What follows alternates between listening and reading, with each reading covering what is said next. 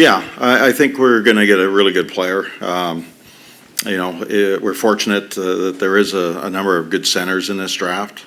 They all bring different elements. I would say anywhere from, if you talk to most draft experts, anywhere from 2 or 3, I should say, on to probably 8 or 9. It's a pretty close group, and it is. I've been in the meetings. I've seen all the top 10, 12 picks on film and live, and I would agree with most every team's assessment that there's a good crop of players in that, and then after that point, probably in the 10, 11 range, it starts to fall off a little bit. But there's always good players, even if it looks like you go down the list every year. There's guys in the second and third round that make impact in this league. So.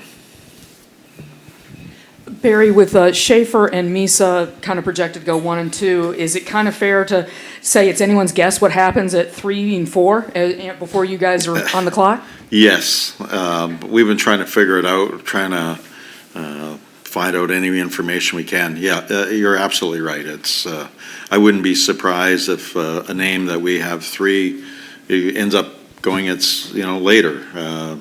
Vice versa for every team. I think they're probably in the same boat. It's going to be whatever eyes got onto that player, whatever qualities that those teams really, really feel will be the difference maker will probably be the deciding vote. And then whoever is the influencer in the room for every team in terms of their scouting will probably be the difference maker.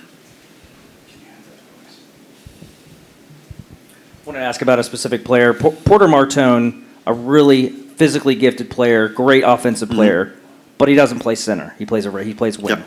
How much does that matter to you, the position versus the skill the player brings? Well, there's a little bit more, probably a little bit more need, but if that player is available, you can look at past drafts. I think, I can't remember, Brady Tkachuk, the player that went before Brady Tkachuk.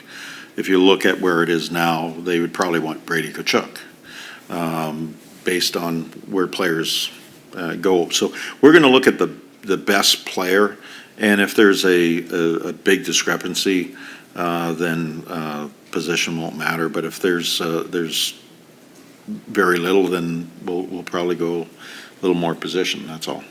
But that'd be a great pick at 5. Barry, you've talked about the plan, and part of that has been building for the future. You got, I think it's 9 draft picks this year, including 4 in the top 35. But you've also made moves to acquire veterans and be competitive in the now.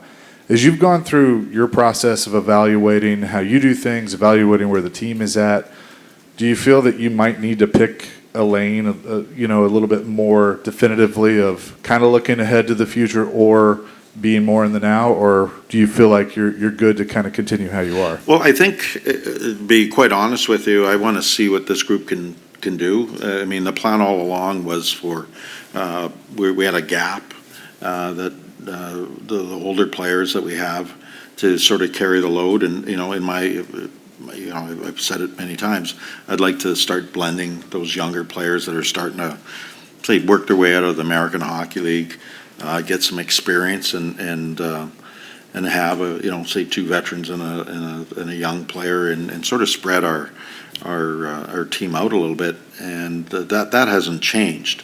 A year from now, it may flip to one or the other, but I think right now we've got to give this group, the coaching staff and the players, to stay on the original plan. But we have a lot of players that we're pretty flexible. Most of the way we're set up right now,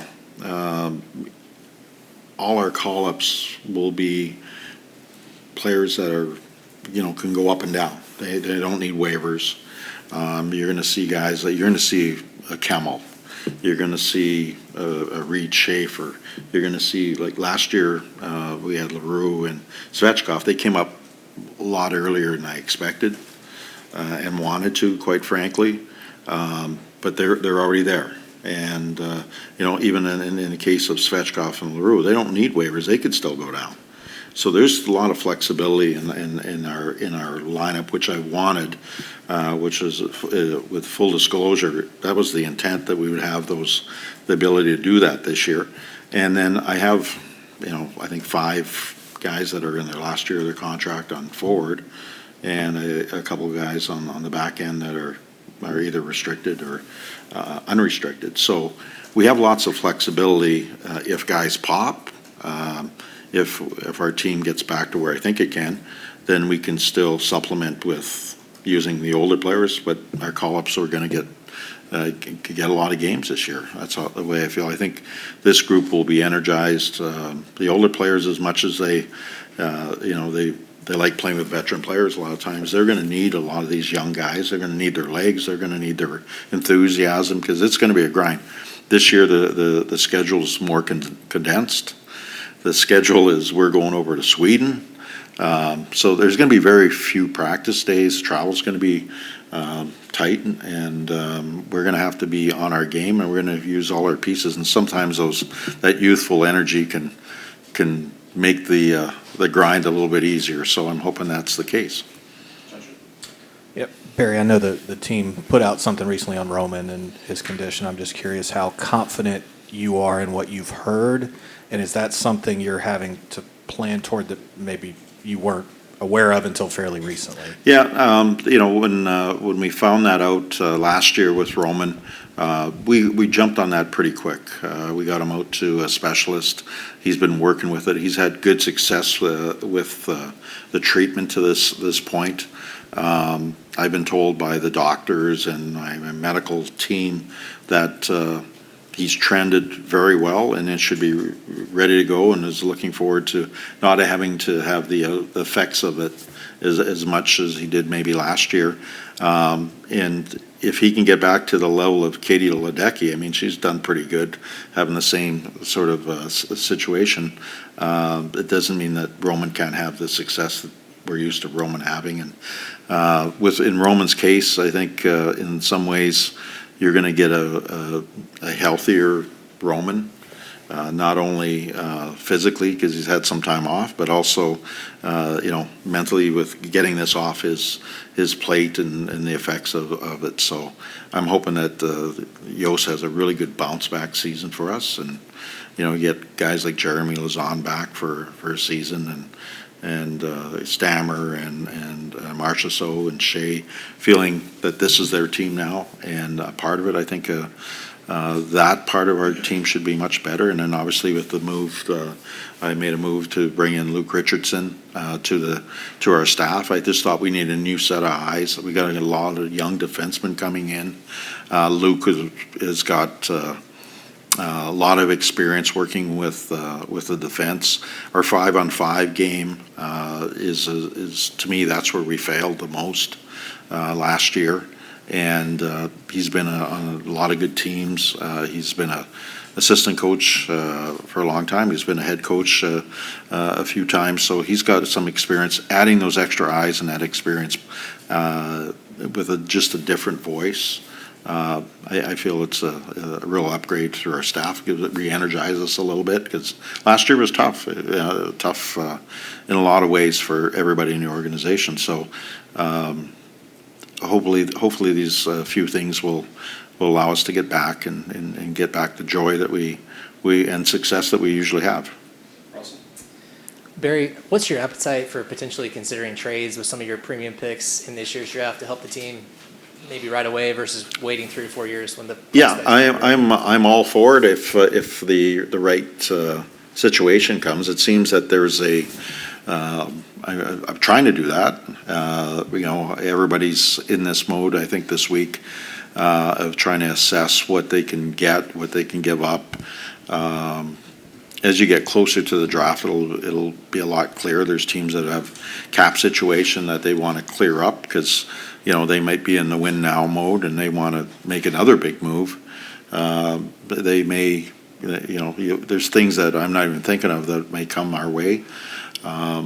So, yeah, I'm open to that. If someone wants to needs picks and wants to move past a really good player, I'm all in for that. I never turn my nose up at any good player. So, everybody's looking for players right now, which is, that just tells you what the parity in the NHL is right now. Barry, kind of along the same lines, you guys put a lot of effort into acquiring the assets that you have Yeah. for this draft. With 9 picks, and I think it's 5 in the top 55 or something, how comfortable do you feel sitting here right now that either you could package some of those to try to move up and get specific guys, or that you could sit at 9 and get a lot of guys? I'm sit at 5. At 5 or 9? No, I'm sorry, just you have so many overall picks. You've got a lot high in the draft. I guess the balance between maybe packaging a couple of those to move up even, maybe elsewhere in the first round versus just staying put and getting 9 players in your Well, system. I've talked to there's a couple teams that have multiple picks in the draft. We're one of them. There's other teams, you can do your research on that. We're all trying to do the top things, everybody's trying to move into the top 10, maybe 11. Most of those teams don't want, they don't want to listen to you until it's either your top player. If you want, you hear rumors of any team from, 3, 4, 5. I haven't put that rumor out that they may, for a top player, they would move that pick. There's probably some truth to that, but the player that some of those teams and that we would ask for to get that pick would be your top player. So that is a little bit of a stretch, I think, right now. But they were a few days from the draft. I think moving up is going to be very difficult for not only us, but a couple other teams that even have picks that are even closer to the top 10, that are a little closer there. I think it's going to be a little more difficult. But you never know. If you can find a need and a partner for that, it can happen. But right now, I haven't found a way to do that. And a couple of my counterparts are in the same boat, haven't either at this moment. But who knows? We're still a few days from the draft. Barry, you guys spend a ton of time and resources, a lot of data coming in about all these players, film study, getting to know them, all this stuff, all these prospects. But eventually, you do have to order them and rank them in some way. Is there a moment that you know definitively? How do you know definitively about one player versus another player? How do you guys kind of settle on that with conviction? Well, I think we go through them. Like our scouts have gone through all the prospects. They've seen them. They've done their interviews. They've done the research, be it social media, talked to the people that are in their tight circle, done of all their assessments, gone to the combine. I had enough steak that last week in Buffalo. We'd taken out the top players every night that I was starting to feel like Biz. But it's great to know those kids. You get to find out which kids you have. Probably sometimes the separator as much as you want when you go through analytics and you go through feel. Everything's projection. These kids are at different stages. They're 18 years old. Some 18-year-olds develop physically a little quicker than other 18-year-olds. Some have a little more personality. Some come from different countries. You take all that into account and you try to see the player 5 years down the road. And that's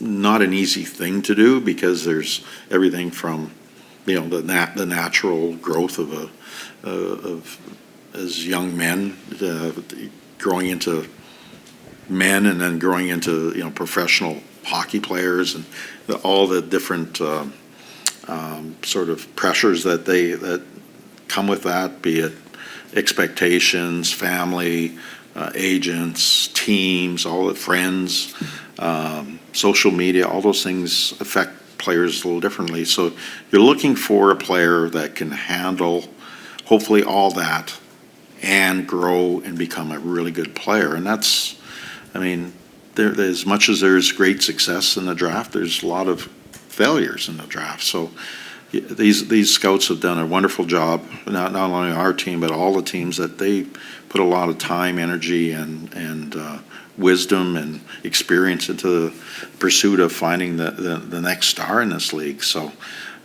we feel very confident if we sat at the draft, and the picks go exactly like our list, we're going to get a really good player.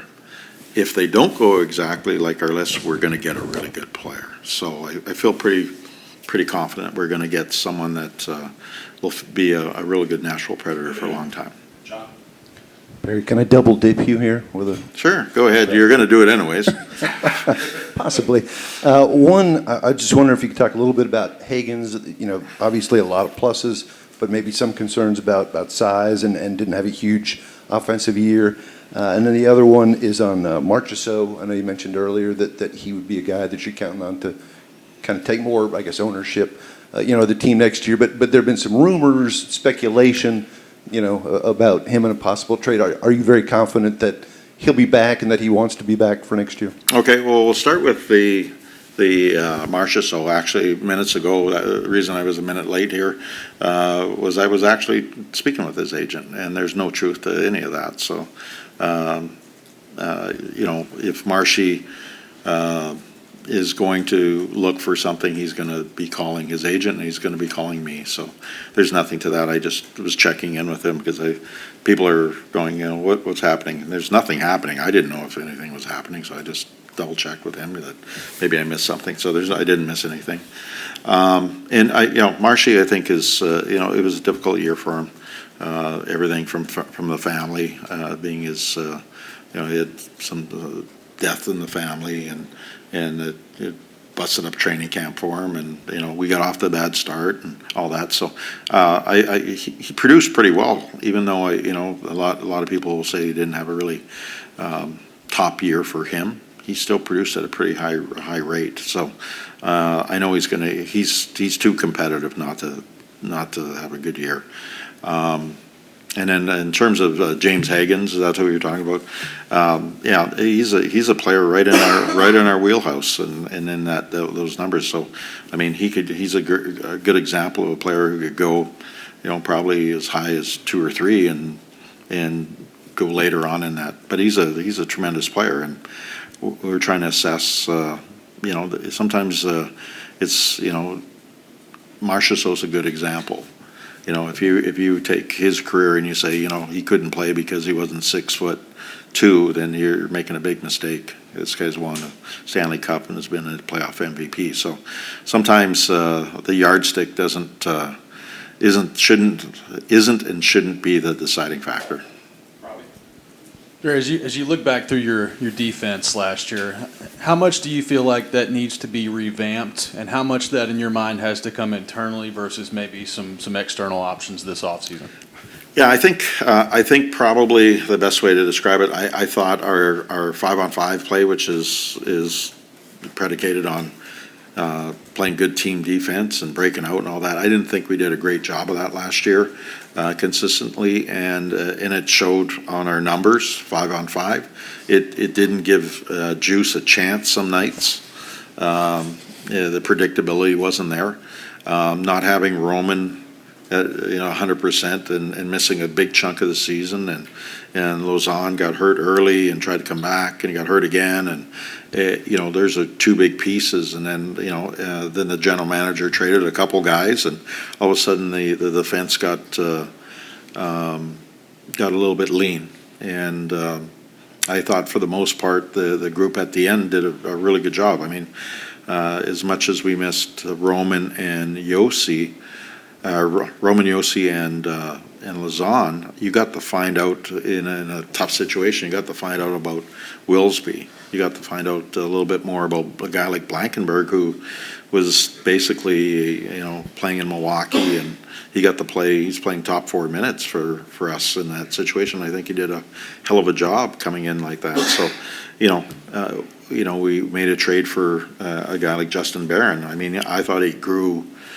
tremendously, in especially the last 15 games or so. He might have been our best defenseman for long stretches, and his talent is top notch. He's an elite skater, and he can get around the pond pretty good.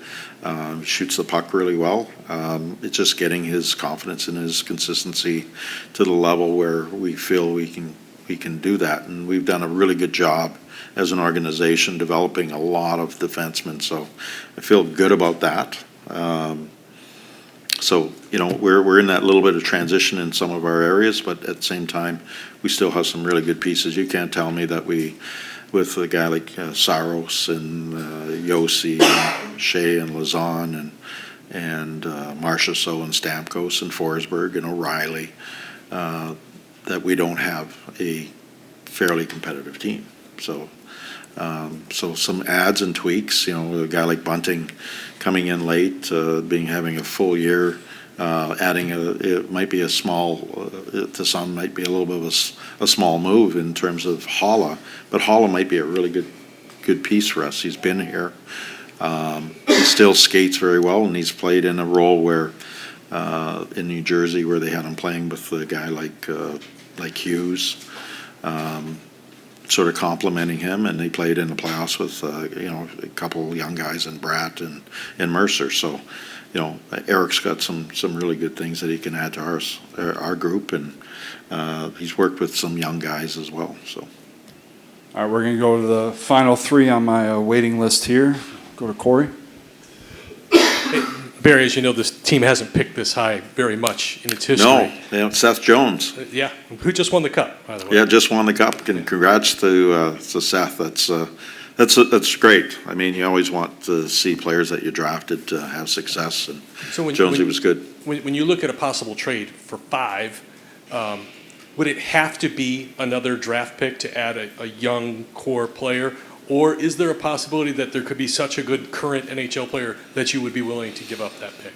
I can tell you there's current NHL good players that I would willing to do that. Just no one's offered me that. Yeah, I think having 5, we haven't drafted for so long. I would have loved to stay at 3 because then I can control a little bit more of that.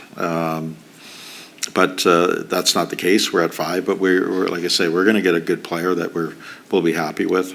But we're getting some good traction. You're going to start seeing these young guys come through like I said, you said Kemmel and Schaefer.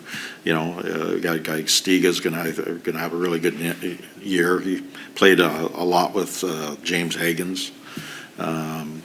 We got players like that. You got Surin, who just won a championship in Russia. There's a player that drives stuff, and you got Tanner Molendyk, Gibson coming out of junior this year. So Cole O'Hare, who was a second team All-Star, or first team All-Star in I think it was Hockey East.